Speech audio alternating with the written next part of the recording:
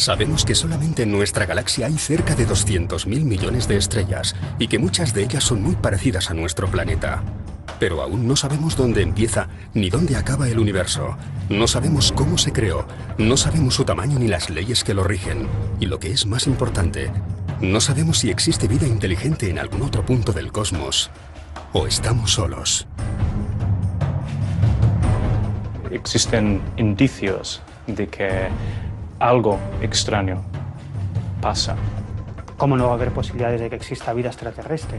200.000 millones de estrellas en nuestra galaxia y nuestra galaxia es simplemente una motita de polvo en la inmensidad del universo. Tiene que existir vida. Somos una especie de náufragos del cosmos. Navegamos sobre una balsa a 30 kilómetros por segundo a la búsqueda de un otro. Un otro que sea compatible o no con nuestra existencia.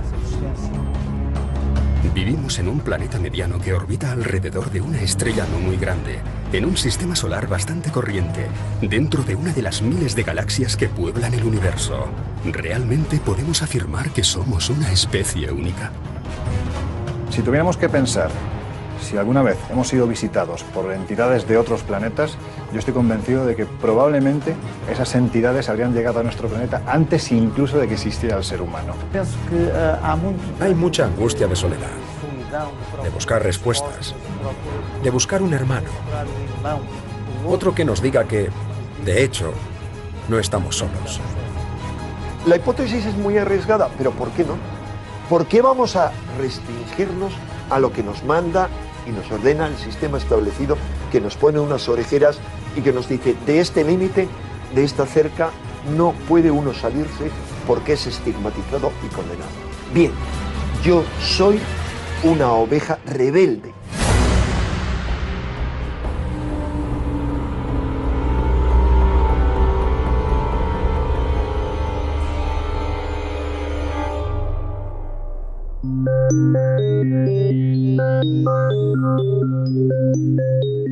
Cuando un fenómeno ovni se estudia en profundidad, en el 90% de los casos termina aceptándose que se trata de un cometa, un globo sonda, sugestión colectiva, un prototipo militar o simplemente imaginación popular.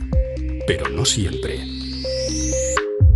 Es probable que entre tantos casos, entre tantos miles de casos, exista uno que podría mostrar que nos hayan visitado desde fuera. El 24 de junio de 1947, cerca del Monte Rainier, en el estado de Washington, desaparece un avión de incendios. Kenneth Arnold, un piloto local, preparó su avioneta Calais A2 y partió en su busca. El cielo estaba despejado. Y de repente, algo le ilumina el panel de control y le deslumbra la cara. Intenta averiguar qué está pasando y mirando por la ventanilla de su avión, ve que hay unos objetos. Ante él y sobre el Monte Rainier, Arnold divisó 9 aeronaves en formación. Volaban en línea recta, eran muy delgados, circulares y no tenían cola. No eran aviones, pero tampoco sabía qué eran.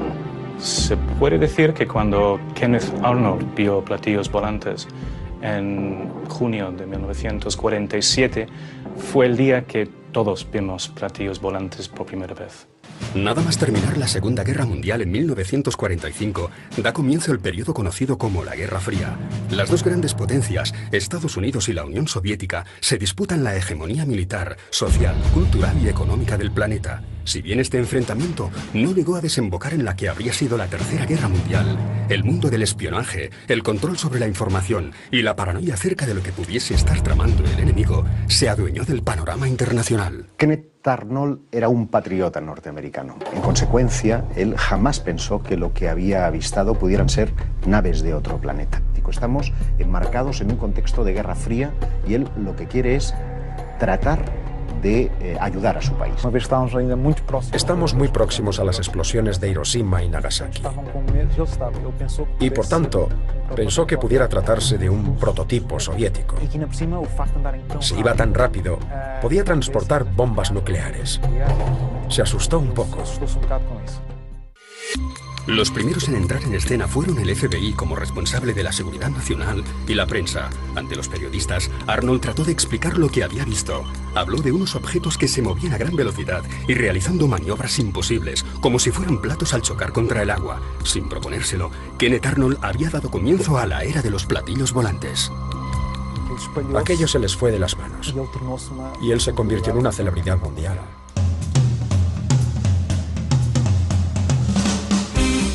Las emisoras de radio empezaron a ofrecer recompensas a cambio de un platillo volante auténtico. En esa época nadie se imaginaba que podrían ser del tamaño de una nave espacial.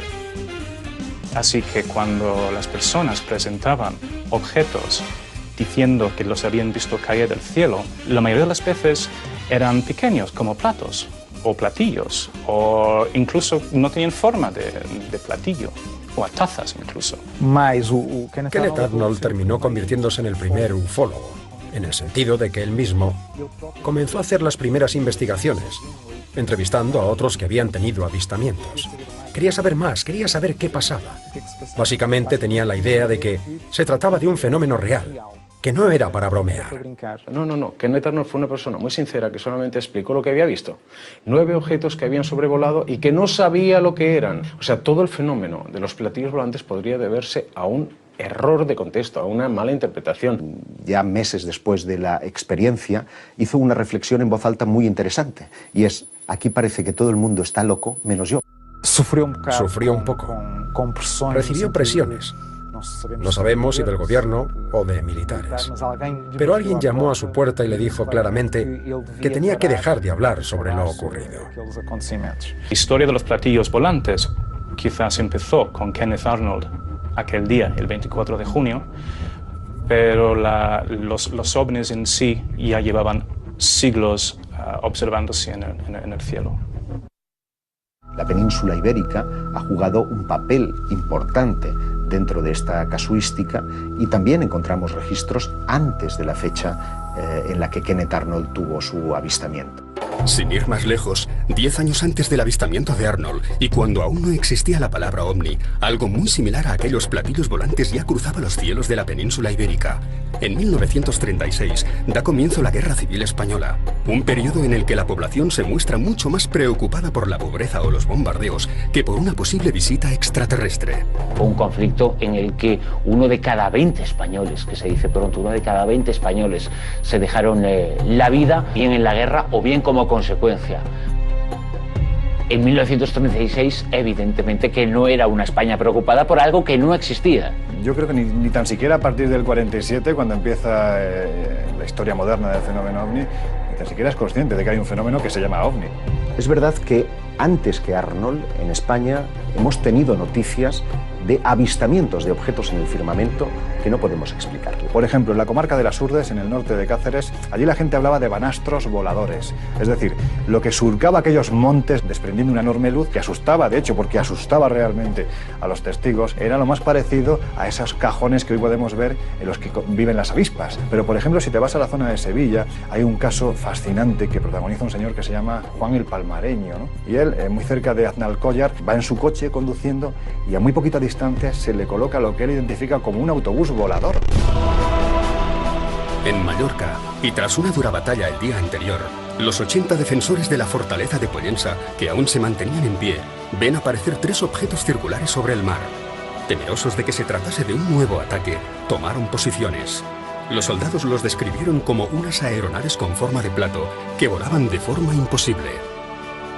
Los muy diversos testimonios que vieron ovnis durante la Segunda Guerra Civil Española obviamente no podían estar influenciados por nada, porque es más, ninguno de los testimonios que yo conozco lo asocia a extraterrestres.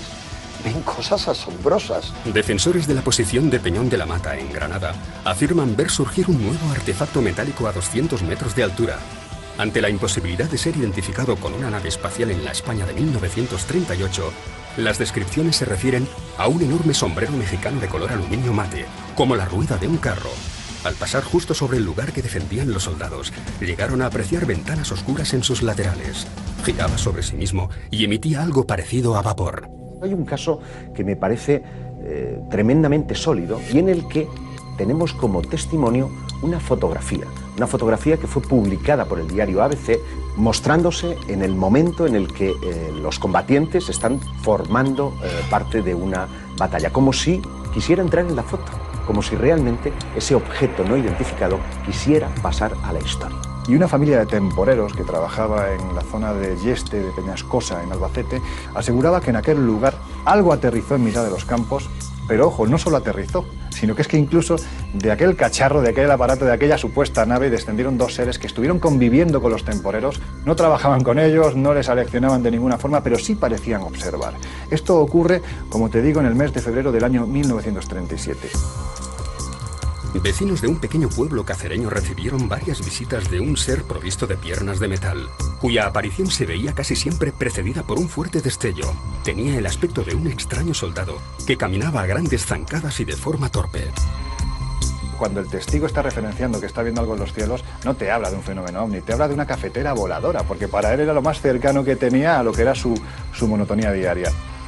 5 meses más tarde, en las montañas de la Alcarria, un teniente y su asistente se topan con un artefacto de unos 11 metros suspendido a 2 metros del suelo. En su base, una columna de luz soportaba a 2 personas que los testigos creyeron agentes del Generalísimo. ¿Prototipos nazi? Primero, no hay ni una sola evidencia que en 1936 al 39, ni una, hubiera naves de tipo discoidal desarrolladas en Alemania, como después sí hay proyectos, o sea, un poquito después. Pero segundo, lo interesante es que simultáneamente y a veces en el mismo mes en que se dan esas apariciones en España, encontramos apariciones similares en todo el globo. La Fuerza Aérea Española era muy reducida y anticuada. La primera ayuda de Alemania se materializó en 20 aviones Junkers, pero ninguno de estos aviones cumplía con las características descritas por los testigos. ¿Una aeronave circular en la España de 1938? Si los hubiera visto Kenneth Arnold, hubiera dicho, esto es lo que vi, ¿no? Es lo más parecido a un platillo volador. Pero de ahí a pensar que la enorme cantidad de sucesos que se produjeron, no solo en tiempos de la Guerra Civil, sino antes y después en nuestro país, sean todos explicables desde el punto de vista de un prototipo militar. Si bien es cierto que los alemanes llegaron a diseñar y construir algunos artefactos de ala circular, estos no se llevaron a cabo hasta años después, de modo que difícilmente podrían estar sobrevolando los cielos españoles. Pensar que los ovnis son una influencia de la ciencia ficción creo que es un error, porque la ciencia ficción no deja huellas, y los ovnis, en ocasiones, han dejado una huella física que se ha podido estudiar, que se ha podido investigar. Sombreros mexicanos, cafeteras y autobuses voladores. Mientras las descripciones de aquellos extraños objetos se identificaban con artilugios fácilmente reconocibles en la España de los años 30, los servicios de inteligencia norteamericanos estaban a punto de situarse ante un fenómeno nuevo, sin nombre y para el que aún no disponían de protocolos de actuación. Solamente habían pasado 16 días desde el avistamiento de Kenneth Arnold, cuando en Nuevo México se iba a producir un acontecimiento que pasaría a la historia como el primer intento de ocultación del fenómeno ovni y como el caso más conocido de una posible visita extraterrestre a nuestro planeta, el caso Roswell.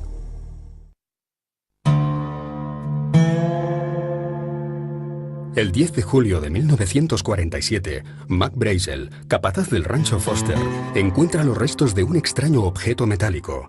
Comunica el hallazgo a las autoridades locales y ante la sospecha de que pudiera tratarse de algún experimento militar, el sheriff George Wilcox se pone en contacto con la base aérea de Roswell.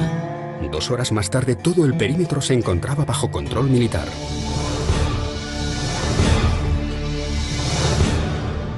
La Fuerza Aérea Norteamericana informa de la captura de un platillo volante en los alrededores de la localidad de Roswell. Quien emite este comunicado es el oficial de Relaciones Públicas, el teniente Walter Haut.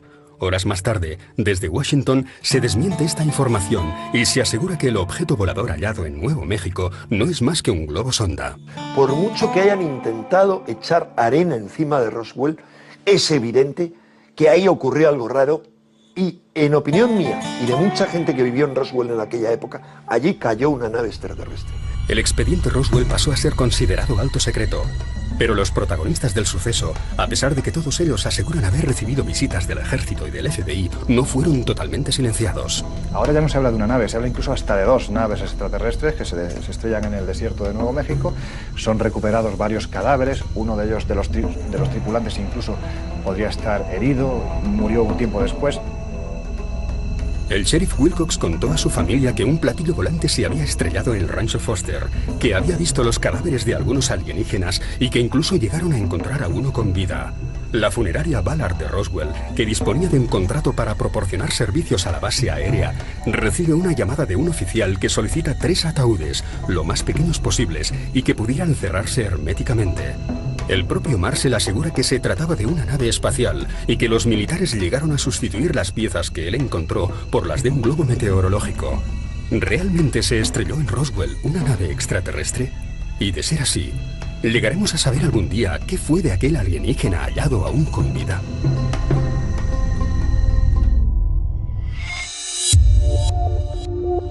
Tenemos otros casos como el de Philip Corso, un coronel de la Fuerza Aérea, que afirma haber tenido acceso a los restos de Roswell, que estuvo allí, que vio el cuerpo de uno de aquellos seres. En su lecho de muerte hizo una serie de confesiones. Dijo que realmente hubo una campaña para desacreditarlo, pero que Roswell, de hecho, habría sido real. Corso afirma que en un determinado momento se dieron cuenta de que los radares interferían en la sustentabilidad de los llamados ovnis. Y que nada más darse cuenta, los militares comenzaron a direccionar los radares con la intención de derribarlos. Corso dice que mucha de la tecnología, que gran parte del desarrollo del siglo XX, se debe a la reingeniería, que proviene de la recuperación de ciertos objetos que cayeron. Los militares habrían tenido acceso a su tecnología y fueron capaces de copiarla. Y de ahí el desarrollo de los ordenadores, el plasma. Vamos, que todo el progreso tan acelerado que hemos vivido en el siglo XX habría sido posible gracias a Roswell y a otros casos similares que podrían haber ocurrido. Casualidad o no, en los 20 años siguientes al incidente Roswell, la humanidad alcanza un desarrollo tecnológico inimaginable pocos años antes. La década de los 40 estuvo marcada por el control de la energía nuclear. Como consecuencia de la Segunda Guerra Mundial se desarrolla el radar y se construyen los primeros ordenadores eléctricos. Mientras, los hogares se llenan de electrodomésticos. En 1950 se inventa la tarjeta de crédito. En 1953, Watson y Crick descubren la estructura del ADN. En 1958 desarrollamos el chip. En 1961, Yuri Gagarin se convierte en el primer astronauta y nace la tecnología láser. En 1967, mientras ya somos capaces de producir microondas, se lleva a cabo el primer trasplante de corazón. Tan solo 2 años después, el ser humano pisa la Luna. Si estas personas realmente participaron en equipos de recuperación, seguramente tuvieron acceso a otro tipo de tecnología de ellos. Seguramente trabajaron en averiguar cómo funcionaba aquello.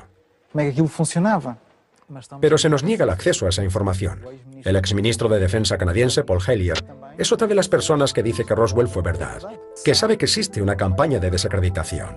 El testimonio más potente para mí es el de un muchacho, un joven, en aquel entonces, cuyo padre estaba destinado en la base de Roswell, después, inmediatamente después del caso, pero que vivió, habló con muchos testigos, y este hombre se convirtió luego en el único doctor en ciencias que con su doctorado debajo del brazo y siendo además ingeniero y siendo piloto de pruebas de primerísima línea, pisó la Luna. Era el doctor Edgar Mitchell. El doctor Edgar Mitchell, sexto hombre en pisar la Luna, fue muy claro al decir que habló con personas dentro del gobierno y dentro de otras estructuras que le dijeron o que le confirmaron que hay mucho más detrás del fenómeno ovni y que incluso aquello que aconteció en Roswell fue real. Cuando él no solo se ha jubilado, sino que ya le da lo mismo lo que le digan, se ha convertido en uno de los mayores combatientes acerca de que el gobierno americano tiene naves capturadas. Recientemente, a finales de junio, inicios de julio de 2012, Chase Braddon, exoperativo de la CIA, viene a decir que tiene información sobre Roswell y que Roswell de hecho habría ocurrido. Tenemos al coronel Philip Corso diciendo que Roswell fue verdad. Tenemos al astronauta Edgar Mitchell diciendo que Roswell fue verdad. Y a un exoperativo de la CIA diciendo que Roswell fue verdad. ¿Qué verdad es esta que tanto necesitamos saber y que no se da al público? Otro de los casos que podríamos comparar con Roswell sería el extraño suceso que aconteció en el año 1994 en una población gallega llamada Serra de Outer. 18 de enero de 1994. Infinidad de testigos en diferentes puntos de Galicia describen la aparición en los cielos de una bola luminosa que va dejando tras de sí un rastro también de luz, ¿no? La mayoría de ellos se refiere a un objeto que avanzaba en trayectoria descendente, ¿no? La noche anterior se han estado viendo luces en los cielos, se han oído estruendos brutales y cuando se han acercado a una zona muy cercana a este pueblo se han encontrado con un cráter descomunal. Bueno, hacia allí se dirigieron los astrónomos y lo que se encontraron allí pues era una imagen dantesca, ¿no? Era un enorme cráter en una ladera de unos 29 metros de largo por 13 de ancho y 1,5 de profundidad. Que además, fijaros, ha provocado que árboles, pinos, carballos también, centenarios de varias toneladas de peso, hayan salido literalmente despedidos varios cientos de metros colina abajo. Es decir, allí algo ocurrió. Dentro de ese equipo de científicos hay algunos que creen que el cráter fue provocado por algún tipo de objeto desconocido, pero lo cierto es que no había absolutamente nada. Había la aparición de un objeto extraño en los cielos, cuyas características no eran propias ni de un objeto natural ni de ningún objeto artificial conocido, y por otro lado un cráter del que no sabían absolutamente nada. Sí es cierto que algunos vecinos de la zona decían que pocos días después de ese supuesto impacto habían visto por la zona militares. Si los ovnis son naves interestelares, cabe la posibilidad de que esos ovnis estén tripulados. Y si están tripulados, esos ovnis pueden maniobrar y, por lo tanto, averiarse. Y si se averían, cabe la posibilidad de que esos ovnis caigan al suelo. Kenneth Arnold no fue el primero en toparse con ellos, y Roswell no es el único caso en que las autoridades deciden imponer la ley del más absoluto silencio. ¿Son los mismos objetos voladores a los que hacen mención todas las culturas desde que el hombre es hombre? ¿Realmente son objetos voladores sin identificar? ¿O sabemos muy bien de qué se trata? No podemos explicar qué eran aquellas aeronaves con las que se topó Kenneth Arnold en 1947, ni qué se estrelló pocos días después en Roswell. Pero sí podemos afirmar que 10 años antes de que empezásemos a llamarlos ovnis, esos mismos platillos volantes ya se dejaban ver en los cielos de la península ibérica. Aparecen ocultos entre los restos arqueológicos, camuflados en nuestras religiones y 1000 veces descritos en las páginas de la historia. Cada vez son más los investigadores que afirman que hemos sido visitados por una civilización extraterrestre desde el inicio de los tiempos.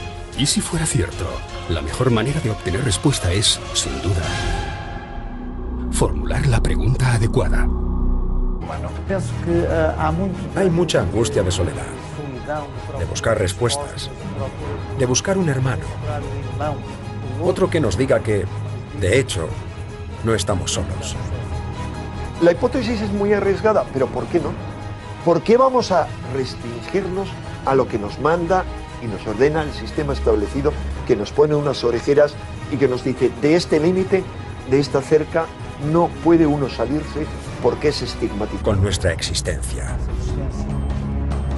Vivimos en un planeta mediano que orbita alrededor de una estrella no muy grande, en un sistema solar bastante corriente, dentro de una de las miles de galaxias que pueblan el universo. ¿Realmente podemos afirmar que somos una especie única? Si tuviéramos que pensar si alguna vez hemos sido visitados por entidades de otros planetas, yo estoy convencido de que probablemente esas entidades habrían llegado a nuestro planeta antes incluso de que existiera el ser humano. De que algo extraño pasa. ¿Cómo no va a haber posibilidades de que exista vida extraterrestre? 200.000 millones de estrellas en nuestra galaxia, y nuestra galaxia es simplemente una motita de polvo en la inmensidad del universo. Tiene que existir vida. Somos una especie de náufragos del cosmos. Navegamos sobre una balsa a 30 kilómetros por segundo a la búsqueda de un otro. Un otro que sea compatible o no. Y condenado. Bien, yo soy una oveja rebelde.